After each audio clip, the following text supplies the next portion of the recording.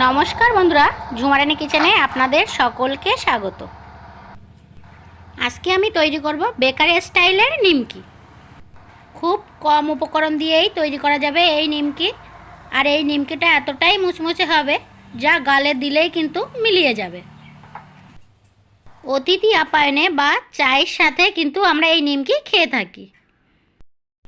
চলুন তবে বানানো শুরু করা যাক।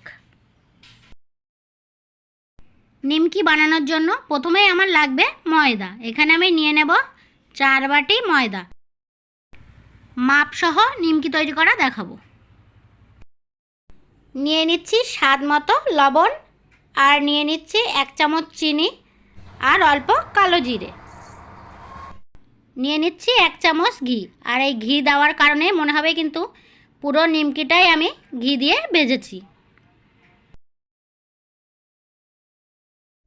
যে বাটি মেপে ময়দা নিয়েছিলাম ঠিক সেই বাটি মেপেই 1 বাটির একটু কম নিয়েছি সাদা তেল।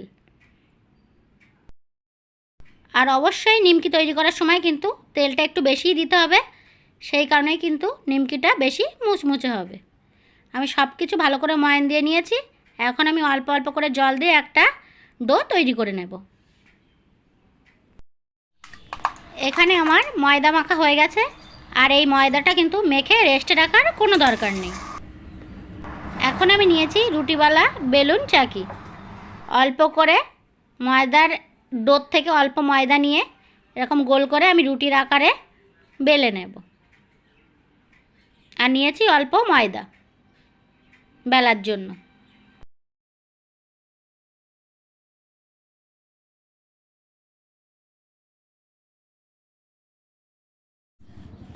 রুটির মতো অতটা কিন্তু আমি পাতলা করিনি, একটু মোটা করে বেলে নিয়েছি। একটা ছুরি নিয়েছি, ছুরি দিয়ে নিমকির শেপে আমি কেটে নেব।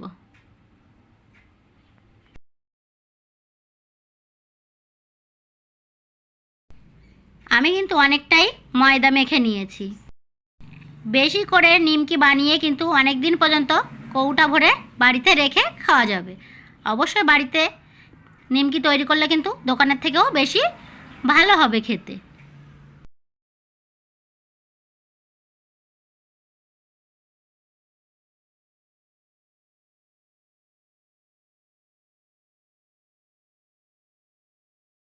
নিমকি ভাজার জন্য কড়াইতে দিয়ে দিচ্ছি সাদা তেল। তেল গরম হয়ে গেছে, নিমকি ভেজে নেব।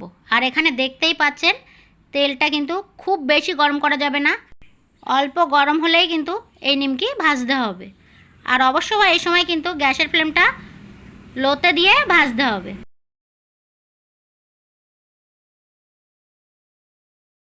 হাতে একটু বেশি সময় নিয়েই কিন্তু এই নিমকিটা ভাজতে হবে, না হলে ভিতরটা নরম থাকবে আর বাইরেটা কিন্তু পুড়ে যাবে।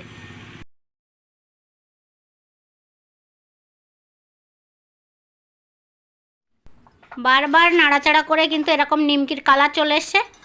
এখন বুঝতে হবে ভাজা হয়ে গেছে। আর নিমকিটা কিন্তু অনেকটাই ফুলেছে। এখন আমি তেল ঝরিয়ে নামিয়ে নেব।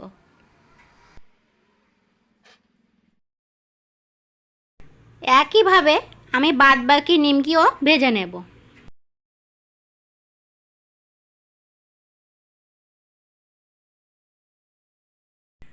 সব নিমকি আমার ভাজা হয়ে গেছে। আর দেখুন তেলের ভিতরে কিন্তু যে বুদবুদটা ওঠে সেটাও কিন্তু কমে যাবে। এখন বুঝতে হবে ভাজা হয়ে গেছে, তেল ঝরিয়ে উঠিয়ে নিতে হবে। আর দেখতে কত সুন্দর হচ্ছে বন্ধুরা। নিমকি ভাজার গন্ধটাও কিন্তু বেশ সুন্দর বার হচ্ছে। মনে হচ্ছে পুরো নিমকিটাই আমি মনে হয় ঘিতে ভেজেছি। বন্ধুরা দেখুন কতটা মুচমুচে তৈরি হয়ে গেছে। আর একদম বেকারি স্টাইলের নিমকি কিন্তু আমার সব ভাজা হয়ে গেছে। আজকে আমার নিমকি রেসিপিটি আপনাদের কেমন লেগেছে অবশ্যই কমেন্ট বক্সে জানাতে ভুলবেন না। আর একটা লাইক করবেন। আর আমার পুরো ভিডিওটা দেখার জন্য অসংখ্য ধন্যবাদ। আপনারা ভালো থাকবেন, সুস্থ থাকবেন।